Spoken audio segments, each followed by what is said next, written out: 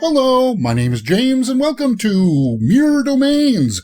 And this is my reaction for Survivor Island of the Idols, Episode 1. I voted you out, and that's it. Wow.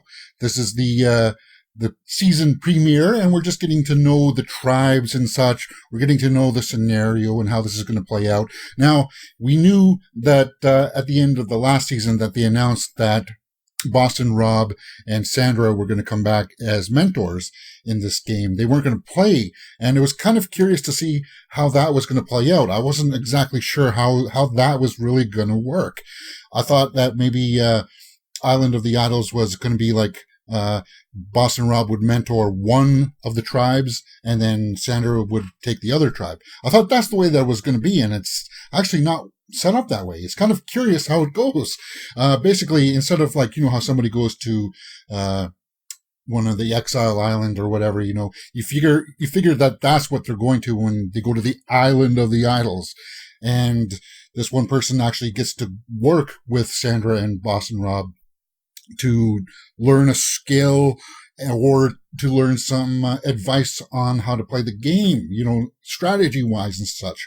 So that happens, but it happens much later in this episode. So I'll get to it as we get there. As soon as I give you my initial impressions of the tribes, the Vokai tribe and the Lyro tribe. I'm not sure how that works, but how that's pronounced. I think it's Lyro.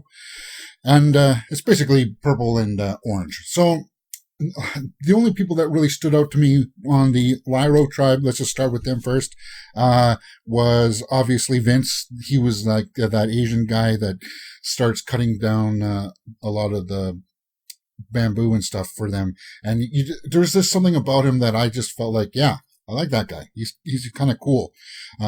Ronnie, there's a poker player kind of guy. Okay, I like that. I'm a poker player too. Elizabeth is a swimmer. Missy, yeah, okay. That's pretty much the Lyro tribe. That's all that really stood out for me. And then, of course, there was the purple tribe, Vokai, which had Lauren, Jamal, Tommy, Molly, Janet, Jason, Dan, Kelly. I figured like that tribe was the standouts for me were Molly. I thought she was interesting. Dan, he was the talent manager or something. He likes to massage people. He was kind of creepy. I'm not too sure what to make of him just yet. We'll see how that plays out. And then of course, there was no big send off this season where they're on a big boat together and then they have to get to their locations. They just kind of got ferried to their camps immediately, so it didn't really give a chance to see who was going to stand out right away, right? And that's pretty much it. That was like for the first 40 minutes, and that went by reasonably fast.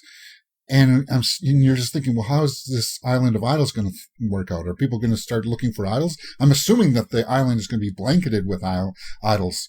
And nobody really went out and found it. It was just kind of a get-to-know-you episode. And then we go to the immunity challenge, where we get to see them in action. And it was a fairly intense immunity challenge. I liked the physicality of it. It was kind of like if you make a misstep there, you're going to end up hurt because you got to slide down things, you got to climb over people and climb up a wall, and there's lots of opportunity there to get injured for sure. But I like that, and the orange team made it up first, but then the Vokai tribe came from behind and won because once you get on top there, you had to make a puzzle challenge, which was actually probably fairly hard, but they seemed to zoom through it fairly quickly. And that left the orange team, the Lyro, to go to the tribal council, which at the end of it, somebody was going to go to the exile island or this Island of the Idols. So everybody was just assuming that it was just going to be like Exile Island kind of thing, right? Yeah. And so that's how they set up the Island of the Idols with Boston Rob and Sandra. I was kind of like, well, Elizabeth's name got drawn out of a bag. It was kind of like everybody's name was in the bag. Elizabeth's name came out, and I was kind of like, well, okay, well, I don't really have any stake yet in any of the players. I guess the ones that really stood out for me during the challenge was Janet. I thought she did a fantastic job in one-shotting that hook thing. I thought that was kind of interesting. Yeah, she's going to be one of my favorites, I think, Janet. But yeah, anyway, Elizabeth goes to the island, and she's walking up, and you see Boston Rob and Sandra walk out from their little camp area, and yeah, I got goosebumps. I got a little like, wow, that's impressive. It was just like they have these two big statues, and it's just kind of like, wow, it's really cool. And then they bring them in and talk, and Rob teaches her how to make some fire, and then he challenges her, saying, hey, if you can beat me in this challenge, then you can have this immunity idol that'll be good for like 2 councils. And I'm just like, whoa.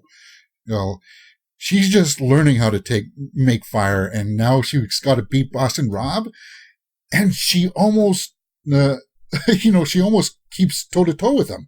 It was kind of impressive, actually. I think most people were kind of expecting her to fail completely, but she got the fire going. So Elizabeth, I like that. That was cool. Well, of course she lost to Boston Rob. I mean, he's made thousands of fires. So, but it was kind of like he turned it into a learning lesson, and that's what I always liked about Boston Rob. He can work like the best things out of the worst situations. Like he just knows how to, make the best out of things. And that was cool. And I like how they mentored each other and they worked off each other. And that was cool. So meanwhile, back at the Lyro camp, everybody was getting together and they're talking and they're thinking that, they're going to have to vote out, they're going to try to either vote out Vince or they were going to vote out Elaine. And I was kind of like, really, Elaine? And it seemed, for the most part, like the show was setting it up that it was going to be Elaine. So I'm like, okay, all right. So everybody was going to tribal council thinking that, everybody's going to vote out Elaine. And like that's the way that the show was set up. And Elizabeth was going to come back to the tribe, and she lost her vote because she challenged Rob in the fire challenge. That was like her penalty. She didn't have the ability to vote, but the rest of the council, the rest of her tribe didn't know that. And what I kind of missed, you'll have to fill me in here. Did I miss something where she's not allowed to tell them that Rob and Sandra are on the Island of Idols? I must have missed it during the commercial break or something. But anyway, it looked like it was going to be Lane, or possibly like the backdoor Vince was going to get voted out. And I was kind of like, well, that's kind of a bummer, because I kind of like Elaine. And as I said, Vince was kind of like the standout at the beginning of the episode. So everybody's just kind of like, well, all right, we're gonna have to vote out Elaine. And what was interesting was that Rob and Sandra were in kind of like this small little shack that was able to. They were watching the tribal council, which is good. I'm liking that aspect. I like how they're going to be able to have an idea of the politics of the tribes, and that's going to be cool because then they can advise them better. And that's where the name of the episode comes from, because Elaine's making her pitch to stay in the game, and she's getting emotional and such. And so was Vince. He was getting emotional too. And Rob's just kind of like leans over to Sandra and is like, "Do you? Was it that hard for you?" And she's like, "No." I vote you out, and that's it.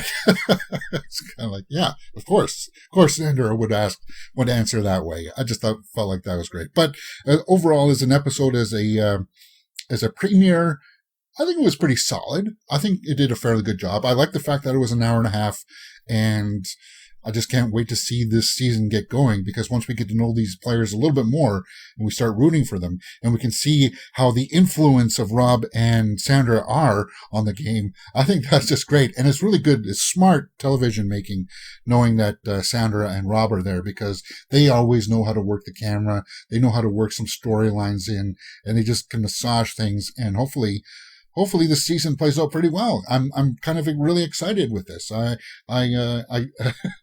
am really pleased with the first episode, and that's about all I can say for it. What did you guys think? Let me know in the comments below. Do you like this quick little informal way of me doing this? Because I feel like this is the only way I can do it and be able to sustain it for the whole entire season. All right, that's it. YouTube is recommending a video for you to watch right there, and you can see my latest one just right up here. My name is James, and you're watching Mirror Domains. If you've liked what you've seen, please hit that thumbs up button and subscribe. Oh, and there's going to be a playlist. All of these will be in a playlist for Survivor Island of the Isles.